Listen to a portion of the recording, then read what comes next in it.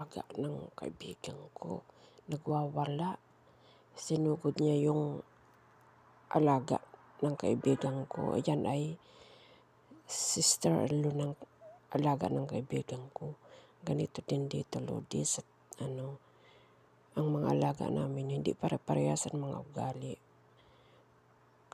Kaya yung iba, pag gusto mag-caregiver, habaan yun, mga pasensya nyo.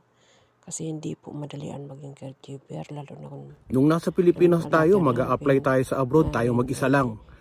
Maghanap tayo ng placement fee, tayong mag-isa lang. Mangungutang tayo. Ngayon na nasa abroad na tayo, may makakaalala sa atin, mangungutang sa atin, hindi natin mapautang dahil pa natin binabayarang utang. Sasabihin sa'yo, wala kang pera? Nasa abroad ka? Nasaan ka? Noong mga panahon na kailangan ko ng tulong. Natapa nga si Ama. Thank you for watching.